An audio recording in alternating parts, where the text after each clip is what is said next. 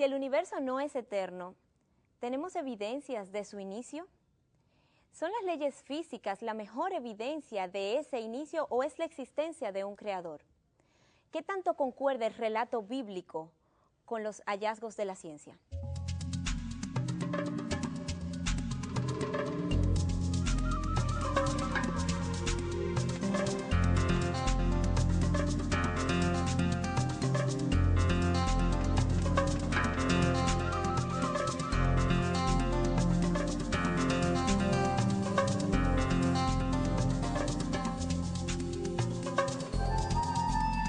Miguel, hablábamos del relato bíblico de la creación y los argumentos que lo sustentan. ¿Cómo estás?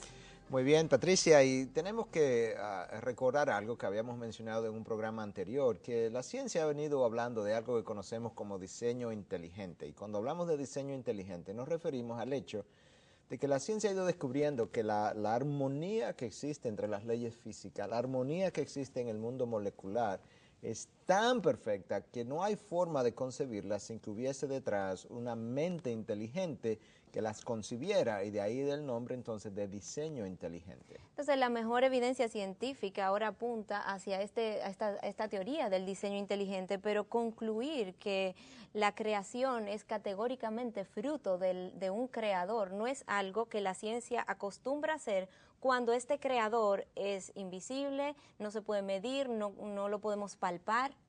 Bueno, a la ciencia le ha ido pasando lo que le ocurrió a este explorador. Es una historia que ilustra muy bien lo que queremos decir. Hay una historia que habla, y es una historia que hemos usado en otras ocasiones, de que dos exploradores se perdieron en la jungla y que en un momento dado ellos se encuentran en medio de la jungla con un jardín perfectamente ordenado, con flores perfectamente ordenadas, y uno le dice al otro, wow, aquí tiene que haber un jardinero. El otro le dice, aquí no hay ningún jardinero, que tenemos cientos de kilómetros, jungla adentro, y no hemos visto a nada. ¿De qué jardinero tú estás hablando? Y le dice, no, tiene que haber un jardinero. Bueno, pues entonces se quedaron esperando al jardinero, el jardinero no llega. Bueno, al otro día dice, bueno, lo que pasó probablemente fue que nos quedamos dormidos. Dice el explorador que cree que hay un jardinero, Sí. y que vino la noche y cuidó del jardín. Bueno, pues esa noche se quedaron despiertos toda la noche. Bueno, tampoco apareció el jardinero. Tú ves que no hay ningún jardinero. El otro, es verdad, el otro le dice, bueno, lo que pasa es que quizás es un jardinero invisible. Y le dice, ¿qué jardinero invisible? ¿De qué que tú me estás hablando? Entonces, vamos a ponerle cuerdas alrededor del jardín y vamos a ponerle latas, alarmas y demás, que cuando quizás pase, aunque nosotros no lo veamos, quizás suenen, ¿verdad? Y oigamos el ruido. Bueno, pasa el tiempo y tampoco se oyó ningún ruido de nada durante la noche. Te das cuenta que no hay jardinero en toda esta jungla, que no hay jardinero. Y le dice, no, es que tiene que haber un jardinero invisible que nosotros no vemos, ni tampoco hace ruido, ni mucho menos. Es que tiene que haber uno. Y le dice el otro, bueno, pero ok, vamos a suponer que hay un jardinero. ¿Qué diferencia hay entre un jardinero invisible y ningún jardinero?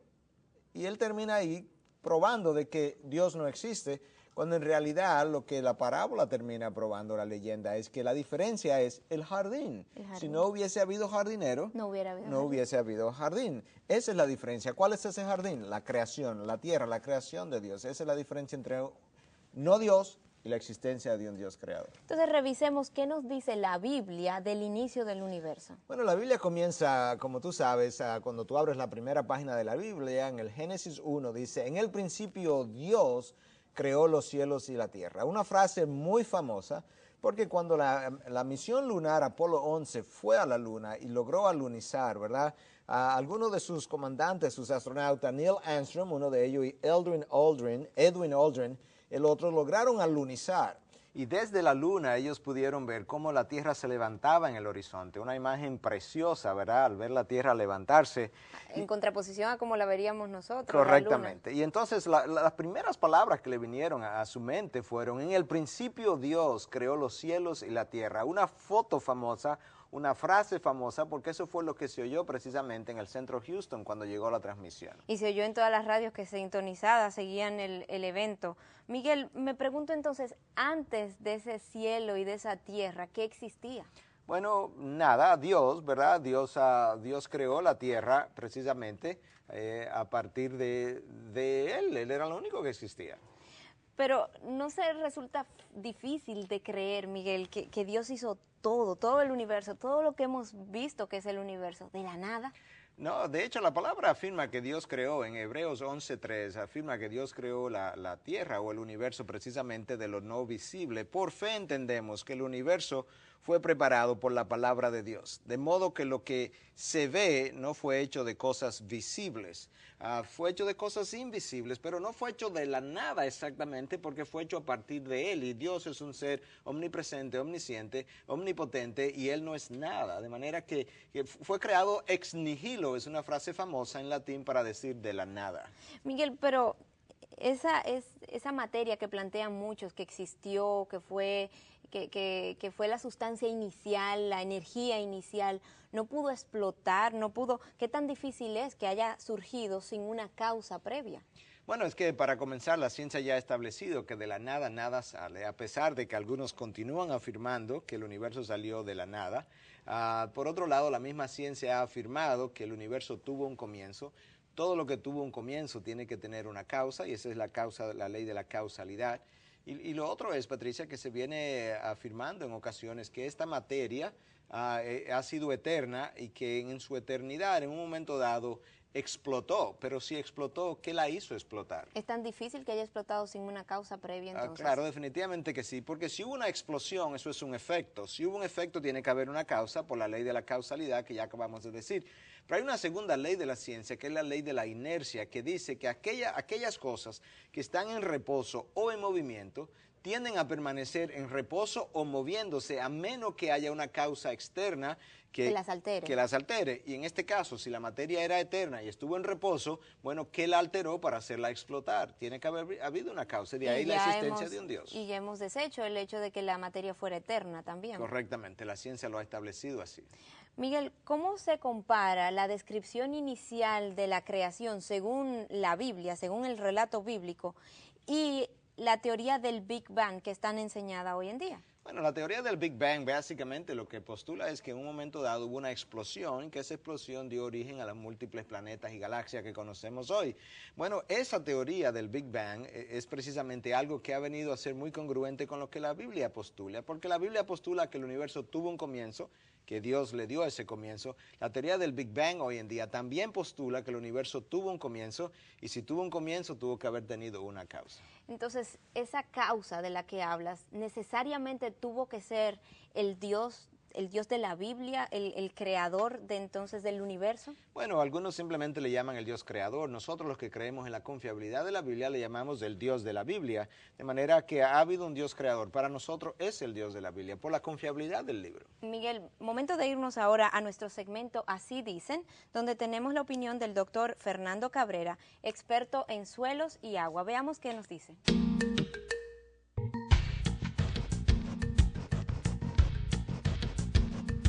Yo lo veo de una manera diferente. Yo lo veo que las cosas que no son contradictorias. O sea, yo creo que si existe evolución y hay buenas evidencias científicas sobre cosas que han evolucionado, y entre ellas el ser humano como la culminación, si se quiere, de toda esa evolución, eso no se contradice en absoluto con la existencia de Dios, con que Dios haya sido el creador de todo. Fundamentalmente el planeta Tierra, que es el que más hemos estudiado, hay evidencia de que las cosas han evolucionado físicamente. O sea, está en la ciencia geológica, la geomorfología, que es parte de la ciencia geológica, que te explica cómo las cosas se han ido formando, cómo se han ido formando las cadenas montañosas, los valles y los distintos paisajes que existen. O sea, yo pienso que hay evidencias claras de que las cosas han evolucionado y siguen evolucionando. O sea, el mundo es un cambio continuo. Pero yo sí creo que la mano de Dios está detrás de eso y que no podemos explicar ni remotamente muchísimas cosas, y nunca la podremos explicar sin la existencia de un creador todopoderoso. Yo creo que el inicio de todo es Dios, que es eterno, que no tiene principio ni fin. Si lo hizo de la costilla, de un poco de tierra en un momento dado, y después creó la mujer sacando la costilla de Adán, o si lo hizo a través de un proceso evolutivo, ahí que estaría la respuesta. Si nosotros queremos aprender cómo Dios nos creó, o sea, en primer lugar, no hay duda de que fue Él. ¿Cómo lo hizo? Para mí, irrelevante desde el punto de vista de lo otro, de que fue Él. O sea, de la pregunta básica de si fue Él o no fue Él. O sea, el punto materialista de que la materia siempre existe y ha evolucionado. No. Para mí, hay un creador todopoderoso que es el que explica muchísimas cosas. hay buenas evidencias de que las especies evolucionan y que ha habido evolución de cosas, que se adaptan. Está la teoría de Darwin, que fue la primera que revolucionó todo esto, que fue la que creó de por sí la teoría de evolución, y eso se ha ido, si se quiere, puliendo con el tiempo, pero realmente las cosas no se pueden explicar estrictamente, científicamente, con todo el poder que le asignamos a la ciencia. Y yo particularmente me considero, si se quiere, un científico, o sea, he tenido entrenamiento científico, pero yo creo que científicamente tú no puedes explicarlo. Hasta ahora no podemos explicar eso. Cuando llegamos a cosas tan perfectas como el cerebro humano, ahí sí para mí es imposible explicar lo que eso ocurra al azar, que es la explicación científica, o no, yo no diría científica, materialista. Hay cosas que definitivamente no se pueden explicar por al azar, que han sucedido por simple evolución y combinaciones que ocurren y adaptaciones que ocurren al azar. Yo creo que no. Yo creo que hay un ente ordenador detrás de todas esas cosas. Él creó, él vigila y él quiere que las cosas sigan bien, pero nos creó a los seres humanos a imagen y semejanza de él. Entonces nosotros no somos títeres de él, que él continuamente nos controla y nos dice hacia dónde vamos, sino que él nos crea esa libertad de acción que es lo que hace grande la creación, porque si fuera una cosa que fuera todo predeterminado, realmente no tendría mucho sentido. ¿Qué te parece, Miguel? Bueno, uno de los problemas, ¿verdad?, de querer abrazar tanto el creacionismo como el evolucionismo es que tú encuentras en algún momento contradicciones entre ambas. Por ejemplo, la Biblia claramente establece que Dios creó las cosas según su especie. El evolucionismo habla precisamente de algo contrario, que las especies han evolucionado. Entonces tenemos que ser muy cuidadosos cuando queremos abrazar ambas posiciones, porque nos vamos a contradecir en el camino y no podemos aceptar contradicciones. Y por otro lado, también tenemos que ser muy cuidadosos cuando decimos que cómo ocurrieron las cosas no es como la Biblia lo establece, porque entonces yo no sé qué escoger de la Biblia, si escoger una porción o dejar otra, ¿cómo yo establezco la diferencia? Miguel, la Biblia lo que sí establece claramente cuando el relato bíblico es de que Dios hizo todo en 6 días. Pero quiero que revisemos entonces las posiciones dentro de aquellos que sustentan el relato bíblico y que abrazan el relato bíblico como real, los creacionistas, las posiciones que ellos tienen con respecto a este punto de si fueron 6 días de 24 horas o no. Bueno, hay dos posiciones, ¿verdad? Una posición es que los días fueron de 24 horas y aquellos que abrazan esa posición entienden que una de las razones por las cuales son tan categóricos es que la palabra que aparece ahí, traducida como día, es la palabra yom.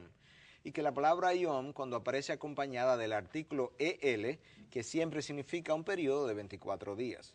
De 24 horas, perdón. Uh-huh. Sin embargo, hay una segunda posición que establece que no, que realmente estos periodos fueron largos periodos de tiempo que pudieron corresponder a miles de años, y entonces ahora tú tienes esas dos posiciones. Uno piensa en una tierra joven, otro piensa en una tierra de más edad. Por eso hay creacionistas entonces que sustentan que esta tierra joven tendría menos de 10.000 millones de años. 10.000 años. 10.000 años y otros millones de años. Exacto, entonces. O billones incluso, 10 a 15 billones de años de edad pudiera tener la creación conforme a esa segunda posición. Entonces, revisando el relato bíblico, más adelante vemos que hay un orden que se siguió en la creación y me pregunto si este orden obedece a alguna razón científica, si hay algo de peculiar en el orden en que fueron creándose las cosas. Hablemos de ese orden.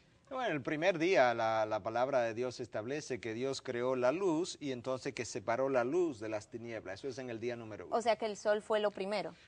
No, realmente no. Tú te vas a encontrar más adelante que el sol ocurre en el cuarto día. Realmente no, hubo simplemente la creación de esa luz. ¿Y entonces esa luz en sí de dónde venía? Bueno, lo más fácil de concebirlo es que vino de Dios mismo. La palabra establece que Dios es fuente de luz. De hecho, cuando tú lees el libro de Apocalipsis y te llega ya al final donde se habla de la nueva creación de Dios, donde habrá una tierra nueva y un cielo nuevo, en Apocalipsis 22:5 te encuentras con esta cita: y ya no habrá más noche y no tendrán necesidad de luz de lámpara ni de luz del sol, porque el Señor Dios los iluminará y reinarán por los siglos de los siglos. La luz saliendo del mismo Dios, de su misma presencia. Lo cual es consistente con el concepto de un Dios autosuficiente que no necesita nada externo a él, sino que tiene luz propia, que se vale por sí mismo. Claro, esa es la idea y la implicación de lo que es perfección. No necesita de nada ni de nadie. En el segundo día tenemos entonces que hizo Dios la expansión y separó las aguas que estaban debajo de la expansión de las aguas que estaban sobre la expansión,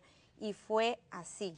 Bueno, esa es la separación de las aguas, ¿verdad? ¿A qué aguas se refiere en este día? Aguas de la tierra y aguas en la atmósfera. Por un lado sabemos que la atmósfera tiene un gran contenido de agua, pero por otro lado, el libro del Génesis establece que había una capa de vapor que cubría la tierra y que humedecía la tierra. Se refiere entonces a esas dos fuentes de agua. Que establecía como un rocío para humedecer la tierra. En el tercer día, entonces, te iba a preguntar antes, ¿acepta la Biblia los cambios arquitectónicos de la tierra? Porque me pregunto si esas aguas de los ríos, los mares y demás son los mismos ríos, mares que conocemos hoy en día, si los mismos que se crearon en un inicio se mantienen hoy, o si la Biblia acepta que hayan cambios arquitectónicos en la tierra. Claro que aceptamos los cambios de la arquitectura de la tierra. ¿Por qué? Porque nosotros sabemos que hubo un fenómeno universal que conocemos como diluvio, que trastornó toda la arquitectura de la tierra. Y de hecho muchos piensan, ¿verdad?, que lo que es el Cañón del Colorado, que ese Cañón del Colorado posiblemente fue un río enorme, ¿verdad?, por donde circularon cantidades enormes de agua en un momento dado cuando la tierra se estaba secando, y que lo que tenemos hoy es el cauce con un pequeño río, el río del Colorado, que corre a través del cañón, lo que ha quedado. Miguel, en el tercer día entonces leemos que entonces dijo Dios, júntense en un lugar las aguas que están debajo de los cielos y que aparezca lo seco. O sea, separó lo seco de la tierra, ¿no? La tierra de los mares. Y fue así, llamó Dios a lo seco tierra y al conjunto de las aguas llamó mares. Y vio Dios que era bueno. Hubo también ese tercio, se comienza a crear lo que fue el reino vegetal, y en la creación ahora del reino vegetal se habla entonces de que fue hecho según su especie, y no podemos dejar fuera esa frase según su especie, porque cada cosa que Dios creó la creó según esa especie, lo que nos habla a nosotros de que no hubo evolución de una especie a otra como plantea la evolución. ¿Ni siquiera dentro del reino vegetal? No, ni siquiera dentro del reino vegetal, cada cosa fue creada dentro de su especie. En el cuarto día Dios creó entonces el sol que mencionabas anteriormente y la luna, ¿no? Exacto, tiene ahí dos lumbreras, una para que señoree sobre el día y la otra sobre la noche, el sol y la luna. Y ahora te das cuenta que antes del día 4 había luz y que no era del sol que provenía la luz. Pero en ese día 4 entonces que Dios crea el sol y la luna, tú tienes que lo que nosotros conocemos hoy es bastante parecido ya a lo que se venía perfilando en ese cuarto día. En el quinto día, entonces, cuando Dios sigue creando, tú comienzas a ver entonces la creación de los peces, de las aves, y comienzas a ver también la creación de los monstruos marinos, de los seres vivientes. Y los seres vivientes que se mueven, de los cuales están llenos las aguas según su género o según su especie, y toda ave según su género. Una vez más, haciendo hincapié que cada cosa fue creada según luce hoy en día. En el sexto día, entonces, Miguel, Dios termina entonces de crear las bestias de la tierra según su género. Una vez más, la frase, el ganado según su género. Mira lo específico que Dios es, o según su especie, y todo lo que se arrastra sobre la tierra según su género, los reptiles, todo según su género. Pero en ese sexto día, Dios crea también al hombre. Pero cuando crea al hombre, dice, ¿verdad?, que hagamos al hombre a nuestra imagen y semejanza. Ya los animales quedaron formados según su especie. El mono, que se ha dicho que es nuestro precursor, quedó formado según su especie. Ahora, cuando se crea al hombre, no dice que se formó según su género, sino a la imagen de Dios, estableciendo claramente una división entre lo que fue la creación del mono como animal, la creación del hombre como imagen de Dios. Este es el relato bíblico de la creación. Veamos ahora las opiniones de la calle.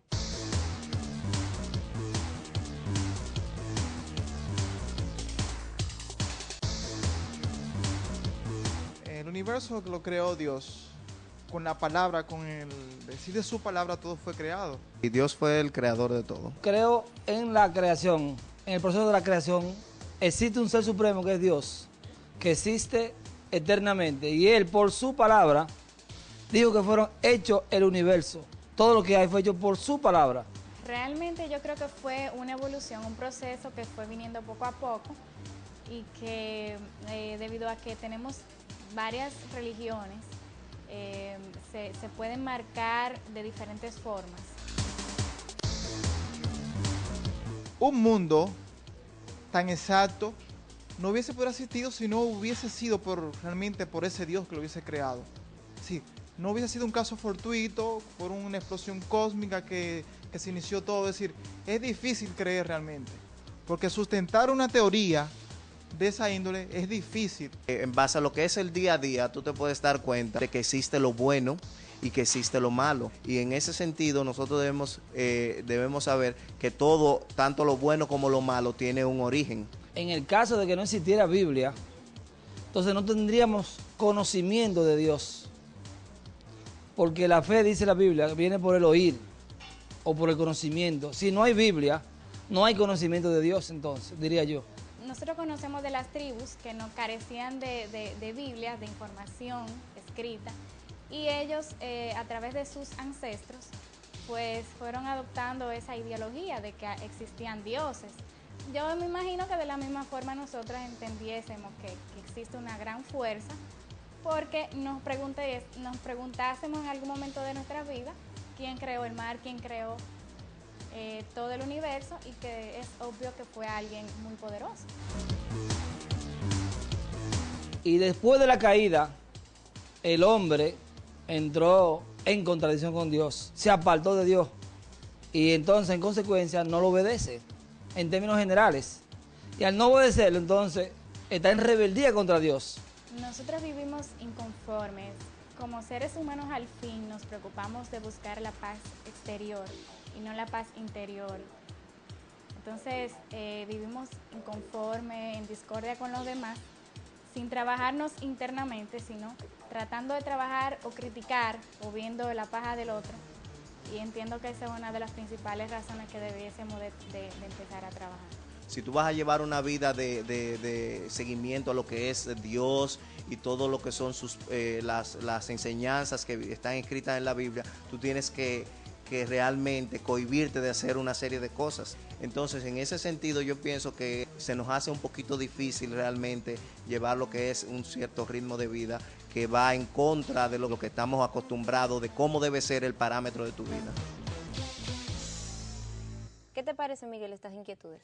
Bueno, por un lado, para aquellos que piensan que quizás los 6 periodos de creación fueron más de 24 horas, ya hemos aludido a eso. Y una vez más, algo interesante, aquellos que piensan que los periodos son más de 24 horas, lo piensan desde el punto de vista de la Biblia, porque la palabra yom, que ahorita mencionamos, en ocasiones traducida como largo periodo de tiempo y en otras ocasiones traducida como periodo de tiempo de 12 horas y otra de 24 horas. Y ahí o sea, que no necesariamente... Tendría que ser de 24 horas, pero aquellos que piensan que la Biblia no es confiable o que son básicamente historias o que depende de la interpretación, yo le invito a esas personas que realmente hagan un estudio más minucioso, o quizás que hagan un estudio, porque mucha gente asevera cosas que nunca ha estudiado, para que encuentre que realmente no es cuestión de interpretación o falta de confiabilidad. Es un libro altamente confiable y que ha sido probado a través de los tiempos. En el 6º día leíamos, Miguel, que la Biblia relata que Dios dijo, hagamos al hombre a nuestra imagen y semejanza. Y me pregunto, ¿con quién hablaba Dios en ese momento? Bueno, es una conversación intertrinitaria. Dios Padre, Dios Hijo, Dios Espíritu Santo, hagamos al hombre a nuestra imagen y semejanza. ¿No podría entenderse como algo contradictorio que estemos hablando de Dios, pero que al mismo tiempo estemos hablando de varias personas? Bueno, lo que decimos es realmente que Dios es uno y que es uno pero en 3 personas. Uno en esencia, 3 en personas. Eso no es una contradicción. Si yo te dijera que Dios es uno en persona y 3 en personas, eso es una contradicción. Uno en esencia y 3 en persona no es contradictorio. Tú tienes quizás una buena ilustración y como ilustración obviamente siempre se quedan cortas cuando tienen que ver con Dios, pero un triángulo equilátero tiene 3 lados, cada lado es igual al otro, sin embargo es un solo triángulo, 3 lados iguales. Le quita un lado, ya no es el triángulo, porque el triángulo, para ser triángulo, requiere de sus 3 lados. Dios, para hacer lo que Dios es y ha sido siempre, es Padre, Hijo y Espíritu Santo. Necesita hacer las 3 cosas a la vez. 3 en 1, eso es como Él es. Génesis 1:1 nos habla de que Dios creó los cielos y la tierra. ¿A dónde ibas con eso que me estabas tratando de explicar? Algo de la Trinidad también. Bueno, te decía en un momento dado que en el Génesis 1, cuando dice en el principio Dios creó los cielos y la tierra, la palabra ahí para Dios es Elohim. Eso es una palabra plural. Sin embargo, donde dice creó los cielos y la tierra, el verbo ahí en hebreo es bará, pero ese verbo está en singular. ¿Cómo te lo ilustro? Es como que yo te dijera, ellos fue a Santiago. O sea, no hay concordancia. No hay concordancia porque debió haber dicho ellos fueron a Santiago. Bueno, ¿por qué no hay una concordancia ahí en el hebreo? Fue un error No es un error, sino que Elohim es una palabra plural que te habla de Dios Padre, Hijo y Espíritu Santo, pero como Dios sabe y conoce que Él no es tres dioses, sino uno solo, el verbo no está en plural, sino que el verbo está en singular. Elohim bará. Elohim creó en singular. Y te habla desde el principio que Dios reveló su pluralidad. La Trinidad es sumamente difícil de entender, Miguel, entonces. Claro, estamos de acuerdo con que la Trinidad es difícil de comprender. Y de hecho, la historia lo ha entendido así. Tertuliano es uno de los historiadores de la Iglesia. Y Tertuliano, historiador y uno de los fundadores de la Iglesia. Tertuliano tenía una frase muy buena, que él decía que la Trinidad ciertamente es difícil de entender. Si tratas de entenderla, perderás tu cabeza. Pero si tratas de negarla, perderás tu alma. De manera que es una buena frase que Tertuliano nos deja. Miguel, una vez creado todo el universo, una vez completado los 7 períodos del relato bíblico, ¿dejó Dios entonces el universo para que operara según las leyes naturales y físicas? No, hay dos posiciones. Obviamente te voy a decir cuál es la nuestra, pero hay una posición de los deístas con D, que plantean que Dios creó el universo y luego que lo creó lo abandonó a sus propias leyes y Dios no tiene nada que ver con el mundo hoy en día, está totalmente desconectado. Esa no es nuestra posición, no es la posición bíblica tampoco. La posición bíblica, que es la posición de los teístas con T. Esa posición es la siguiente: Dios creó el universo, lo sigue sosteniendo. De hecho, Hebreos 1:3 dice que el universo es sostenido que Cristo sostiene el universo por el poder de su palabra. Ese Dios continúa en contacto con su universo. Dios es lo único independiente de todo. El universo continúa dependiendo de Dios. Miguel, los agnósticos, ellos sustentan que no creen en la existencia de ese Dios creador porque no hay suficientes evidencias que sustenten su existencia. Entonces, ¿cómo responder a esta objeción de los agnósticos? La mejor forma es abrir la palabra de Dios y ver cómo Dios les respondería a aquellos que son agnósticos. Pero nosotros nos encontramos en Romanos capítulo 1, a partir del versículo 19, te voy a leer lo que dice. Bueno, lo podemos leer incluso desde aquí, desde pantalla, porque lo que se conoce acerca de Dios es evidente dentro de ellos, pues Dios se lo hizo evidente. Porque desde la creación del mundo, sus atributos invisibles, su eterno poder y divinidad, se ha visto con toda claridad, siendo entendidos por medio de lo creado, de manera que no tienen excusa. Dios está diciendo que Él ha dejado suficiente evidencia en su creación para que el hombre sepa que hay un Dios, y la evidencia es tan clara que el hombre no tiene excusa para decir que no hay suficiente evidencia de Él. Aún aquel hombre que se encuentra en la jungla, que nunca ha tenido contacto con la Biblia, que nunca ha tenido contacto con un grupo religioso, ¿ese hombre puede llegar a conocer al Dios creador? Bueno, Dios dice no solamente que puede llegarlo a conocer, es que lo conoce, es que ese hombre tiene en su interior. Dios dice que lo que de él se puede conocer, Él se lo hizo evidente dentro de ellos. Dios puso algo en el interior de él, de ese hombre, y en Romanos 2 Dios habla un poquito más acerca de eso que Él ha puesto dentro del hombre. Dice, porque cuando los gentiles que no tienen la ley, eso es Romanos 2:14, cumplen por instinto los dictados de la ley, ellos, no teniendo la ley, son una ley para sí mismos, ya que muestran la obra de la ley escrita en sus corazones. Dios ha dicho que en ese interior, y entonces en el versículo 15, oye lo que agrega, su conciencia dando testimonio y sus pensamientos acusándolos unas veces y otras defendiéndolos. Dios dice que Él ha puesto el conocimiento de Dios en el interior del hombre y ha puesto también su ley, lo que llamamos la ley natural. Los principios morales están puestos en la conciencia del hombre, de tal forma que esa conciencia muchas veces termina acusando al hombre, y lo acusa precisamente de lo que él sabe que está mal hecho, porque Dios se lo puso en el interior. Pero también dice que lo justifica y lo defiende. ¿Significa esto que cada cual tiene que hacer según lo que su conciencia le dicte? Tenemos la libertad cada uno de hacer según nosotros nos parezca que es correcto o incorrecto? No, claro que no. Lo que la palabra está diciendo es que Dios ha puesto ese sentir de lo bueno y lo malo en el hombre, no para que haga conforme a él quisiera hacer, sino para que entienda que él no puede hacer según le parezca, porque Dios, que ha puesto el dador de la ley, ha puesto esa ley en el interior, y ese Dios dador va a juzgar a aquellos que fueron receptores de la ley. De hecho, Romanos 1 agrega en el versículo 21 algo muy significativo, que dice: habiendo conocido a Dios, no le glorificaron como a Dios, ni tampoco le dieron gracia. Ya habiendo dicho en Romanos 20 que todo lo que se podía conocer de Dios se ha podido conocer a través de su creación. Agrega en el próximo versículo entonces que algo que acabo de decir, que habiendo conocido a Dios, no le glorificaron como a Dios, ni tampoco le dieron gracia. O sea, como que no tiene excusa este hombre. No tiene excusa. ¿Implica, Miguel, entonces que concluir que hay un Dios, es ese Dios el creador de todo? La ciencia ha llevado el creador de este universo que estamos la ciencia ha llegado a esa conclusión, y la ha ido llegando a la conclusión porque precisamente a partir de lo creado se ha ido dando cuenta que no puede haber otra explicación que no sea un Dios creador. Le ha pasado algo que... Este es el jardín. Este es el jardín, ¿verdad? Y le ha pasado algo que pasó en el mundo de la ciencia en tiempos atrás. Hubo unos años atrás donde se conocía en el átomo que tenían protones, electrones, neutrones. De repente, producto de las investigaciones, la ciencia llega a la conclusión de que tenían que existir unas partículas que ellos llamaron neutrinos, que ellos nunca habían medido, y sin embargo llegaron a la conclusión de que los neutrinos que no se ven tenían que existir, y llegaron a esa conclusión a partir de lo que se ve, que es exactamente lo que la Biblia dice, que de lo que no se ve se puede llegar a la conclusión, que de lo que se ve, la creación, se puede llegar a la conclusión de que Dios existe, que sí se ve. Algunos creacionistas, Miguel, plantean que solo hay vida en la Tierra.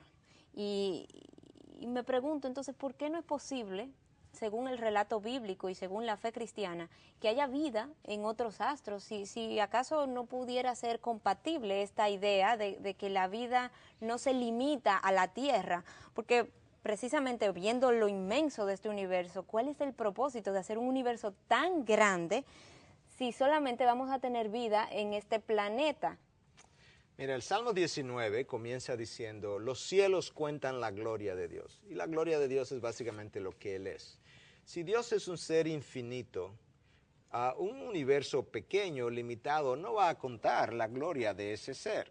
Es como que tú tuvieras la habilidad de poder hacer una nave espacial que llegara a los planetas, ¿verdad? A otros planetas, pero que te limitaras a hacer una bicicleta. Cuando tú creas esa bicicleta y terminas de hacer esa bicicleta tan sencilla, ¿revelaría eso tu sabiduría, tus habilidades? ¿Revelaría eso todo lo que tú eres? Claro que no. Como una subutilización del poder, exactamente, ¿no? Entonces, si los cielos van a contar lo que Él es, y Él es ilimitado, la única forma de que los cielos puedan hacer eso correctamente es prácticamente crear un universo que es casi ilimitado. No es ilimitado porque sabemos que tuvo un comienzo, pero está en expansión con dimensiones enormes. El propósito, contar lo que Él es y dejar evidencia de que Él existe, y eso es lo que Él ha hecho.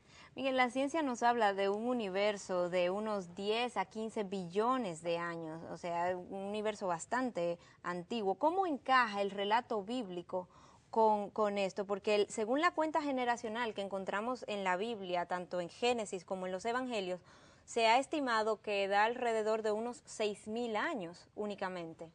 Bueno, ahí uno puede decir varias cosas, ¿verdad? Primero sabemos con relación a las cuentas generacionales en el Génesis 5, Génesis 11, Evangelio de Mateo, Evangelio de Lucas, que hay saltos generacionales y que no nos podemos limitar exclusivamente a esas generaciones que están ahí. Eso para poder calcular la antigüedad de la Tierra. Para poder calcular. Claro que no vamos a llegar basado en esas generaciones a 10 o 15 billones de años, pero recordemos por otro lado que hay ¿verdad? Estudiosos muy bíblicos que entienden que estos periodos del Génesis fueron periodos largos de mucho más de 24 horas, como hemos venido diciendo.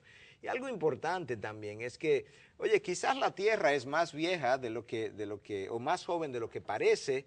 ¿Por qué? Porque hubo un diluvio, y ese diluvio trastocó por completo cómo lució y cómo luce el planeta hoy. Quizás hoy el planeta luce mucho más viejo de lo que realmente es, y eso es una posibilidad. Fruto del diluvio. Fruto del diluvio, los cambios que produjo ese diluvio en nuestro planeta, y eso es una posibilidad. Entonces, ¿cómo se explican, Miguel, esas capas geológicas que han encontrado en las diferentes lugares de la Tierra donde se pueden ver las edades de la Tierra? Usted sabe que muchos de esos cálculos se hacen a partir de los depósitos de tierra que los ríos hacen anualmente en la medida en que van desembocando y van trayendo la tierra hacia abajo, ¿verdad? En la dirección de su cauce. Y eso es bastante estable, ese depósito anual. Pero tenemos que recordar, Patricia, que cuando tú tienes un diluvio que inunda el planeta por completo, por espacio de 371 días, desde el momento en que el arca se cierra al momento en que Noé sale, estamos hablando más de un año. Oye, la cantidad de tierra que eso pudo haber depositado es enorme. Si nosotros pudiéramos tener capas de tierra acumuladas en un periodo relativamente corto, enormes cantidades de esas capas. Y además, no podemos limitar lo que Dios puede hacer. Recuerda algo, cuando tú piensas en el diamante se supone que es carbón bajo mucha presión en la tierra por muchos millones de años que se ha convertido en diamante. Sin embargo, hoy en día la ciencia ha podido crear diamantes en un periodo relativamente rápido. Si la ciencia es capaz de hacer algo que la Tierra le toma millones de años para hacer, ¿qué no podría hacer un Dios omnipotente? Pero nunca es lo mismo, ¿no? Miguel, hablas del diluvio y me pregunto cómo encaja el diluvio con la teoría de la evolución. Y sé que hay muchas personas que tienen inquietudes similares a estas, Miguel, y similares a las que hemos planteado hoy, pero que quisieran abundar y profundizar un poco más. ¿Por qué no nos vamos ahora a nuestro segmento de respuestas literarias? ¿Qué libros tenemos para hoy, Miguel, en nuestro segmento de respuestas literarias? Mira, hay un libro muy bueno, traducido ya al español, en inglés es Why I Believe, o Por qué creo. Es un libro que te va a responder muchas de las preguntas. ¿Por qué creo en la creación de Dios? ¿Por qué creo en la Biblia? ¿Por qué creo en valores absolutos y relativos? Y yo creo que para aquellos que están interesados en escudriñar muchos de estos temas, es un libro muy bueno, escrito por el Dr. James Kennedy, un hombre que es muy conocido a nivel internacional.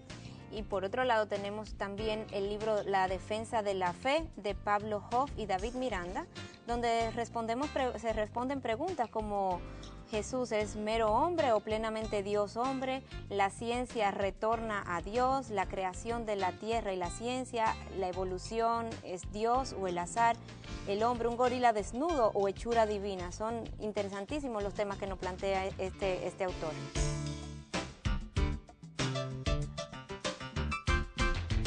El diluvio, Miguel, ¿cómo encaja dentro de lo que es la teoría de la creación que hemos revisado hasta ahora y la teoría de la evolución, lo que ha planteado la ciencia hasta ahora? Las mismas excavaciones ponen en manifiesto descubrimientos que favorecen un diluvio universal. ¿Cómo tú explicas grandes cementerios de animales si no hubo algo que los empujara a todos a morir prácticamente apiñados o por así decirlo, todos en un mismo lugar? Los animales mueren uno a uno y se van dispersando, van caminando según van muriendo, pero hay grandes cementerios a menos que no hayan animales. pestes que los atacaran. Bueno, pero igual. Pero aún así, una peste no termina inmediatamente, no extermina a los animales todos juntos en un solo lugar, porque ellos van caminando según se van sintiendo mal y demás. Pero en este caso, tú tienes en la Siberia, donde aparecieron 50,000 colmillos de elefante en un solo lugar, en un gran cementerio de animales. En Colorado, tú encuentras en otro cementerio 400 o 500 fósiles diferentes, todos en un lugar. Algunos de esos cementerios en altas montañas, allá arribota, en el tope de las montañas. Como si fueran subiendo, Exacto. Huyéndole al nivel del agua que fue aumentando. Exactamente, ¿cómo tú lo explicas si realmente no hubo tal diluvio? ¿Por qué no están esos en la falda de la montaña y están allá arribota en las montañas, en el tope de esas montañas? Y el relato bíblico que nos habla de Adán y Eva, que nos cuenta del diluvio, muchos entienden que son leyendas, que son formas de querernos hacer llegar parte de lo que en realidad ocurrió en ese momento. Y conocemos estadísticas de Inglaterra donde el 80% de los sacerdotes, obispos anglicanos y pastores evangélicos han declarado no creer en Adán y Eva como tal, que no creen que existieron tal cual aparece en el relato bíblico. Bueno, es lamentable que dentro del mismo mundo cristiano haya gente que le haya ido perdiendo valor, le haya ido quitando valor a la Biblia para abrazar otras corrientes, pero la realidad es, Patricia, que después de 2000 años de ataques sobre la Biblia permanece como el libro mejor vendido, el bestseller número 1 de todos los tiempos. No importa cuánto, cómo, quién la quiera atacar, permanece con una amplia evidencia. Y además, Patricia, ¿qué es más lógico? Una vez más la pregunta, que Dios creara a Adán y Eva un ser perfecto, omnisciente, omnipresente, omnipotente, o que del azar, de la nada, el hombre haya surgido a partir de un proceso evolutivo. ¿Qué es más congruente? Lo que muchos aluden, Miguel, es que le suena a una fábula, la historia, el relato bíblico que habla de una fruta prohibida y todo esto, o sea, le suena más a una fábula que a un hecho real. La fruta prohibida es algo que creemos que ocurrió tal cual, pero es una ilustración que Dios nos deja de un par de cosas. Primero, no es tanto la fruta, por decir la fruta, es la violación a un mandamiento que Dios había dado, eso es uno. Y número dos, oye, lo que es el hombre, que después que Dios le entrega a Adán y Eva todo el universo, toda la tierra, para que todo el planeta, para que la sojuzgara, la gobernara, y la única limitación que Dios le pone sobre la fruta de un solo árbol, que ese hombre no haya tenido, ¿verdad?, la conciencia, la sensibilidad para guardar esa palabra de Dios, esa prohibición, que no se haya conformado con el resto del planeta y que quisiera, ¿verdad?, la fruta de ese árbol también. Eso nos dice mucho a nosotros de lo que el hombre es en su esencia y también de cómo el hombre quisiera siempre querer ser más de lo que Dios es, ocupar el lugar de Dios, que es lo que el Génesis, la historia del Génesis nos ilustra. Volvemos entonces al punto del diluvio, porque sé que hay mucho de qué hablar ahí. ¿Es acaso esto un mito? ¿Fue una realidad este diluvio? Yo creo que el mismo estudio de las culturas nos lleva a nosotros a la comprobación de que esto fue una realidad. Hay 200 o 300 culturas diferentes en los 5 continentes que hablan precisamente de que hubo un diluvio en un momento dado, y de esas 200 o 300 culturas específicamente se escogieron 225 de esas culturas para hacer un análisis y poder desglosar entonces con porcientos qué fue precisamente lo que estas culturas creían. Y yo creo que las estadísticas... O sea, creían acerca de un diluvio. De un diluvio que ocurrió. Las estadísticas son altamente interesantes. Mira, de esas 225 culturas, el 88% dice creer que hubo una familia que fue separada por Dios antes de que este diluvio ocurriera. El 88% coinciden en este punto. 225 culturas diferentes a través de los 5 continentes. Así tú puedes seguir con los demás por ciento. Un 70% atribuye la sobrevivencia a una barca. O sea, 70% de aquellas culturas que tienen esa historia son congruentes, concuerdan de que hubo una barca que salvó a las especies en ese momento. El 66% de esas culturas concuerdan que el diluvio vino debido al pecado del hombre. Un por ciento también sumamente alto, y así pudiéramos seguir revisando los demás por ciento. El 67% asevera que los humanos que se salvaron y los animales que se salvaron juntos dentro de esa barca que mencionamos hace un momento, y el 57% habla de que la barca se detuvo en una montaña, tal cual la Biblia asevera. Y tú tienes finalmente que el 66%, 2/3 de ese número de culturas que mencionamos, que el héroe, que en este caso la Biblia menciona como Noé, recibió notificación previa antes de la catástrofe, que Dios hizo una comunicación. Oye, ¿cómo explicas tú esa congruencia tan grande de culturas dispersas y diversas? En 5 continentes diferentes, 225 culturas diferentes. Miguel, si la creación no es un mito, ¿dónde tuvo lugar? ¿Dónde la ubicamos geográficamente al día de hoy? Entendemos que ocurrió lo que es el sur de Irak, literalmente. De hecho, en esa área del sur de Irak hay un monumento precisamente que habla acerca de ese diluvio, que conmemora el diluvio también.